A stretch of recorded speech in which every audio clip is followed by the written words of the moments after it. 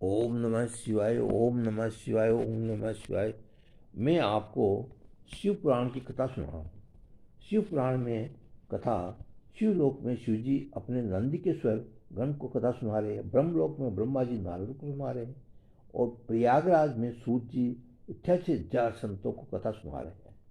88,000 संतों ने प्रश्न किया, सूत जी आपने जो अभी शिव जी का जो शिवलिंग की कथा जो हमें बताई कि शिव जी के ऊपर जाने अनजाने में भी जल गया और शिव बेलपत्र चढ़ जाए तो और शिवरात्रि का दिन हो तो उससे कल्याण हो जाता है, उससे मोक्ष मिल जाता है, शिवलोक मिलता है। तो ऐसे कितने संसार में तो असंख्य जो शिवलिंग है, तो कौन से मुख्य मुख्य कुछ शिवलिंगों का हमें वर्णन करके बताइए ना।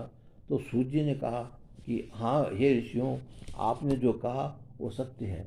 इस संसार के अंदर असंख्य शिवलिंग है, उनकी कोई गिनती नहीं होती। शिव जी के सबसे ज़्यादा शिवलिंग इस संसार के अंदर में आपको जगह जगह मिल जाएंगे। कोई भी ऐसी जगह नहीं है, कोई भी ऐसा शहर नहीं है, कोई भी ऐसा गांव नहीं है, जंगल के अंदर में सब जगह शिवलिंग मिलेंगे। मैं आपको मुख्य मुख्य शिवलिंगों के बारे में बताता हूँ। मुख्य 12 ज्योतिर्लिंग है। उसमें सौराष्ट्र सोमनाथम च श्रीशैल मल्लिकार्जुनम उद्यानाम महाकाल ओंकार अम्लेश्वरम केदारम मत्पृष्ठे डाकिन्यम शंकरम वाराणसी च विश्वसम त्र्यंबकम गौतमी तटे वैद्यनाथम चितामो वैद्यनाथम चितामो नागेश्वर जान अपने इस तरह ये 12 ज्योतिर्लिंग है। 12 ज्योतिर्लिंग के जो मुख्य मैंने आपको बताया 12 ज्योतिर्लिंग, इनमें सबसे पहले मैं आपको सोमनाथ ज्योतिर्लिंग के बारे में बता रहा हूँ। आप सोमनाथ ज्योतिर्लिंग की कथा सुनिए मेरे से। सोमनाथ ज्योतिर्लिंग की कथा आपको सुनने के लिए मेरे को कामदगिरी वन जाना पड़ेगा। चित्रकूट के पास में एक कामदगिरी वन है।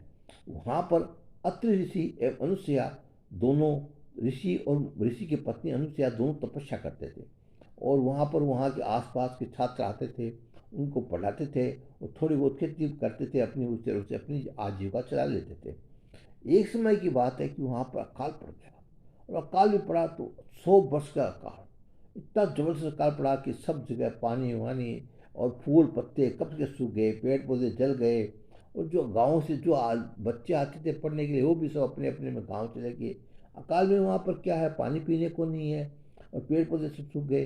तो उस समय अनुसुईया ने अत्रि ऋषि को कहा, हे ऋषि आप तो इतने बड़े ऋषि हैं, आप कुछ करिए ना, जैसे बरसात हो जाए, तप हो जाए, थोड़ा कुछ तपस्या करिए, कुछ आप बरसात के लिए कुछ न कुछ साधन तो करिए। तो अत्रि ऋषि ने कहा, अनुसुईया मैं अभी करता हूँ। और ये करके अत्रि ऋषि ने बरसात के लिए बैठ करके कुछ मन में तपस्या करने की सोची और बैठ के ध्यान लगाए, उसकी समाधि लग गई। अत्रि ऋषि की समाधि लगी, समाधि लगती अत्रि ऋषि तो बैठ गए। अब अनुसुईया अकेली लगी। अनुसुईया अकेली क्या करे, तो वो अत्रि ऋषि के चारों तरफ परिक्रमा करने लग गई। अत्रि ऋषि की तपस्या 54 वर्ष तक रही। 54 वर्ष तक अनुसुईया अत्रि ऋषि के चारों तरफ परिक्रमा देती रही, चारों तरफ परिक्रमा देती रही, क्योंकि अनुसुईया एक पतिव्रता नारी थी। उसने अत्रि ऋषि की परिक्रमा देते देते 54 वर्ष बाद अत्रि ऋषि की समाधि टूटी। तो जैसे समाधि टूटते उसने कहा, अनुसुईया जलम देही, पानी पानी पानी। तो अनुसुईया ने कहा, ऋषि तो भूल गए, ऋषि तब जो तपस्या करने बैठे थे वो पानी के लिए तपस्या करने बैठे थे, लेकिन ऋषि इस बात को भूल गए। तो अनुसुईया ने कहा, ऋषि मैं अभी लाता हूँ आपके लिए, जल लेके आती हूँ। वो ऋषि का कमंडल लेके और जल लेने के वो जंगल के अंदर में गई। अब जंगल में जल, मुझे मालूम है कि कोसों तक जल नहीं है, बरसात हुई नहीं, 50 वर्ष में बरसात नहीं हुई तो कहाँ से जल मिलेगा। तो उसने जा रही थी, जाते जाते उसको पीछे से आवाज़ सुनाई दी, ये अनुसुईया, ऋषि पत्नी, अत्रि ऋषि पत्नी, तुम कहाँ जा रही हो। तो अनुसुईया ने पीछे घूम के देखा कि एक सफेद वस्त्र धारणी एक औरत उसको दिखाई दी। तो अनुसुईया ने कहा कि माते, मैं तो, मेरे पति है, वो प्यासे हैं, उनके लिए पानी लेने जा रही हूँ। वो 50 वर्ष की तपस्या से उठे हैं और उन्होंने जल मांगा है, तो मुझे जल लाना है, मैं कहीं से भी जल जल ढूंढ के लिए उनके लाऊंगी, ये मेरा धर्म है। तो उसने कहा, यहाँ कहाँ जंगल है, यहाँ तो 50 वर्ष से यहाँ पर तो पानी बरसात ही नहीं हुई, कहाँ जल मिलेगा। तो अनुसुईया ने कहा, हे माता मुझे मालूम है, लेकिन फिर भी मैं ढूंढ रही हूँ। तो उन्होंने कहा, मैं तुम्हें जल दे दूंगी, लेकिन तुम्हें एक काम करना पड़ेगा। तो अनुसुईया ने पूछा, हे माता आप कौन है। तो कहा, मैं गंगा हूँ, क्यों आप गंगा है? तो माता जब आप गंगा है तो फिर मुझे जल की क्या कमी है? आप मुझे माता गंगा जल दीजिए, मैं मेरे पति ऋषि को जल पिलाऊं जा करके। तो गंगा ने कहा मैं जल तो दूंगा, लेकिन तुमने जो 54 वर्ष तक तपस्या जो परिक्रमा की अपने पति के, उसका जो फल मिला है उसमें से 1 वर्ष का फल मुझे दो तो मेरा कल्याण होए। क्योंकि जो आता है वो मेरे अंदर स्नान करता है और पाप छोड़ के चला जाता है, और वो सब पाप मेरे जब धुलते हैं, जब कोई पतिव्रता नारी अपना अपना पुण्य मुझे देती है तो मेरा पाप धुल जाता है। तो तुम मुझे 1 वर्ष की तपस्या का, 1 वर्ष की जो परिक्रमा का फल मुझे दे दो। तो अनुसुईया ने कहा हे माता, 1 वर्ष नहीं, मैं आपको मैं 54 वर्ष की तपस्या का फल मैं दे रहा हूँ, आप मुझे जल दो। तो गंगा ने कहा यहाँ एक गड्ढा करो, गड्ढा करके अच्छा से मैं उसमें प्रवेश कर जाती हूँ, और वो गड्ढा का पानी खत्म, जल कभी खत्म नहीं होगा, मैं हमेशा वहाँ गंगा विराजमान रहूँगी। तो अनुसुईया ने वहाँ पर एक गड्ढा किया, गड्ढे के अंदर में गंगा प्रवेश कर गई और अनुसुईया ने वहाँ से जल भरा। अनुसुईया ने कहा हे माता, आप तो अब चली जाओगी वापस, और मेरे पति कहेंगी गंगा जल कैसे, गंगा गंगा यहाँ कैसे आ सकती है? गंगा तो हजारों ऋषि तपस्या करती, ऋषि उन्होंने तपस्या की, भागीरथ ने तब जाके गंगा आई, और तुम्हारे पास गंगा ऐसे कैसे आ सकती है? मेरे पति मेरी बात का विश्वास नहीं करेंगे तो मैं क्या करूं? तो कहा पति को यहाँ ले आना, मैं साथ साथ आपके पति को दर्शन देऊंगी।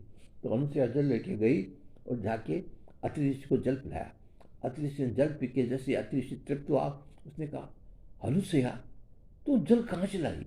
मैं तो यहाँ तपस्या करना बैठा था, जल के लिए तपस्या करना बैठा था, बरसात हुई नहीं, फिर ये तो कोई साधारण जल नहीं है, ये तो मुझे ऐसा लग रहा है कि जैसे गंगा जल है।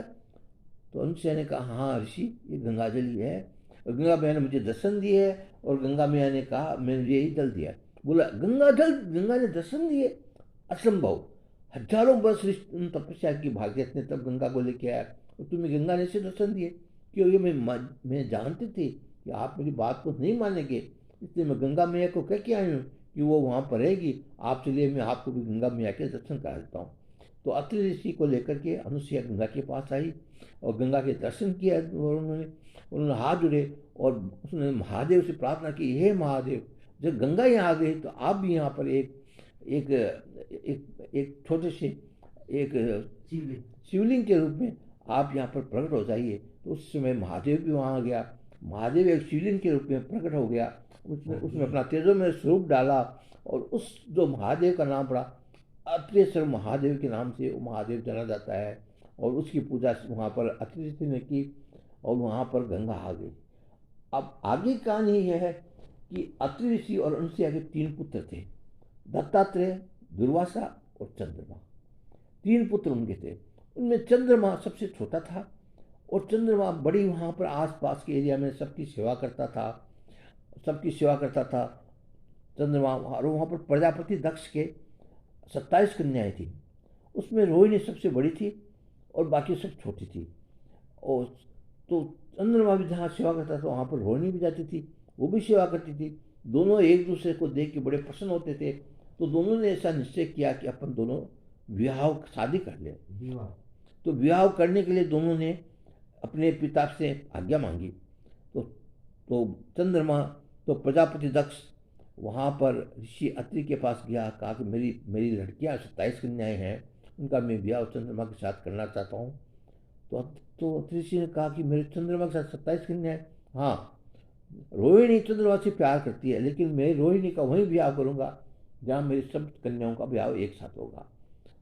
तो अत्रि ऋषि राजी हो गए, दोनों का विवाह चंद्रमा के साथ 27 कन्याओं का विवाह हो गया।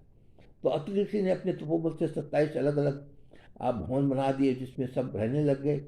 लेकिन क्या हुआ कि चंद्रमा कुछ ऐसा करता था, रोहिणी को ज़्यादा प्यार करता था, और दूसरी जो उसकी 26 बहनें थी उनको प्यार नहीं करता था, इसलिए उन आपको आपस में ईर्ष्या जलन होती थी कि रोहिणी को इतना प्यार करता, हमारे पास क्यों नहीं आता।